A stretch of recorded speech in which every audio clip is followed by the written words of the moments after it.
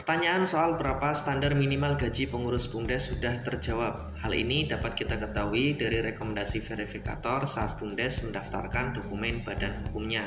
Di sana ada koreksi atau perbaikan di klausul yang menerangkan mengenai hak pengelola atau gaji, bahwa nominalnya itu harus tertera minimal Rp500.000. Jika nominal di bawahnya maka dokumen akan ditolak atau harus direvisi. Nah, berikut saya tampilkan gambarannya.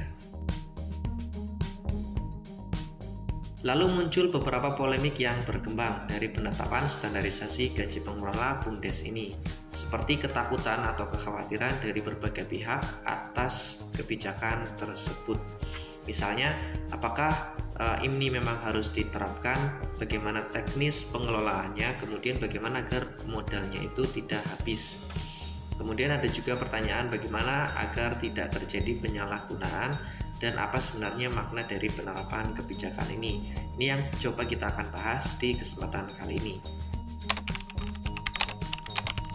Pertama, soal keharusan penetapan nominal tersebut. Maka kita harus dudukan terlebih dahulu pengelola BUMDes itu siapa.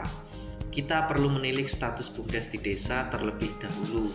BUMDes itu layaknya perusahaan di desa yang sahamnya sebagian besar atau seluruhnya itu milik desa. Nah, permodalannya itu berasal dari kekayaan desa yang dipisahkan. Maka wajib hukumnya bagi BUMDes berbadan hukum layaknya pengendara yang harus memiliki SIM. Nah, pemegang kekuasaan tertinggi di BUMDes ada di musyawarah desa. Di musyawarah desa diputuskan untuk memilih manajemen, diantaranya adalah pengawas dan juga pelaksana operasional. Dari sini sudah mulai tergambar bagaimana status pengurus BUMDes, bahwa mereka adalah orang yang dipilih untuk mengemban tugas atau kewajiban yang tentunya akan melekat padanya adalah wewenang dan hak. Jadi itu satu paket.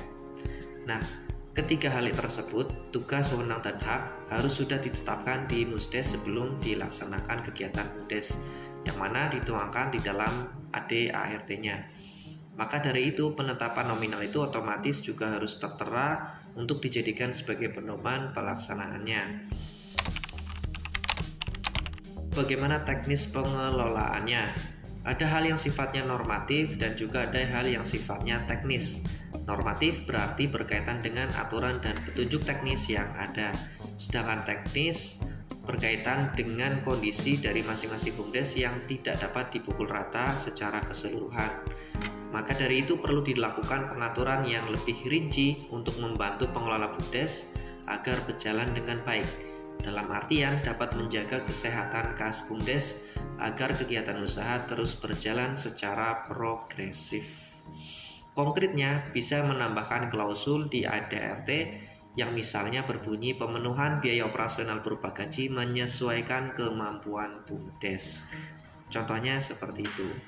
Bisa dibubuhkan di bawah pasal yang menerangkan tentang hak atau di bab yang menerangkan tentang ketentuan lain-lain. Hal tersebut bertujuan agar tidak ada tuntutan atas beban pembayaran di luar kemampuan keuangan BUMDes sehingga akan membantu dalam proses pelaksanaannya. Sangat disarankan untuk membuat SOP sebagai pedoman turunan dari AD/ART yang menerangkan dengan rinci bagaimana penjelasan tentang penggajian akan dilaksanakan. Misalnya nominal realnya, tanggal pembayaran, presentasinya, dan lain sebagainya. Terutama pada BUMDes yang masih baru atau yang skala unit usahanya masih kecil.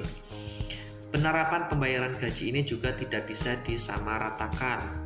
Perlu memperhatikan beban kerjanya, kontribusi atas waktu dan tenaganya di BUMDes.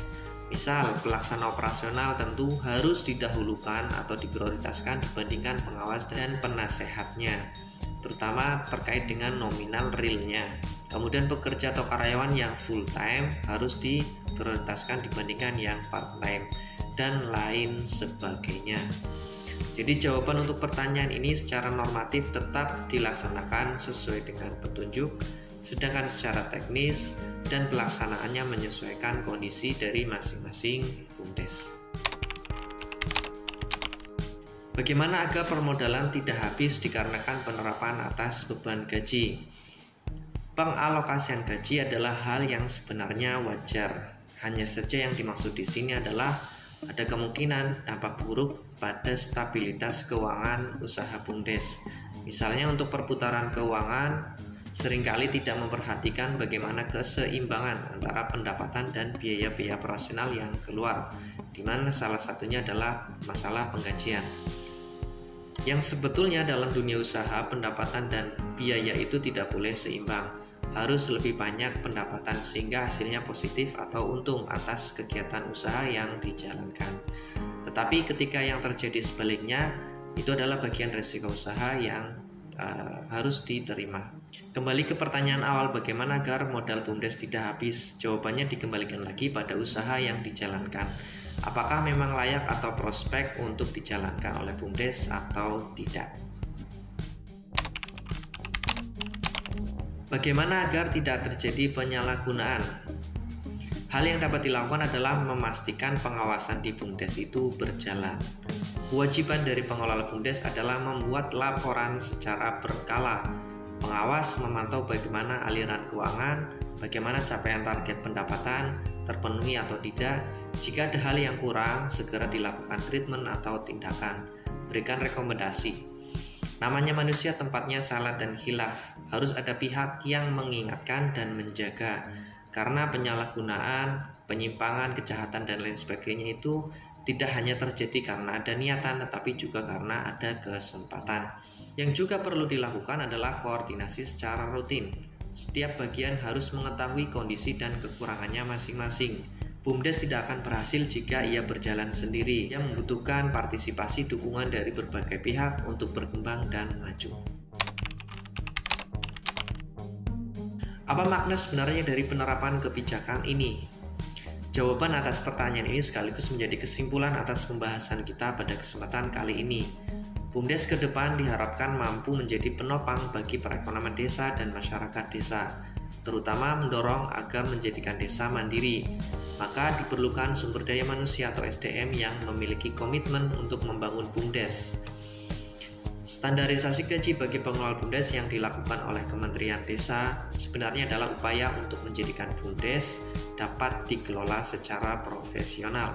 Maka mari kita dorong agar eksistensi BUMDes ini dapat berjalan sebagaimana yang diharapkan, dengan memberikan perhatian, dukungan, dan semangat gotong royong untuk membangun desa yang kuat dan mandiri. Dengan desa maju, maka negara akan maju.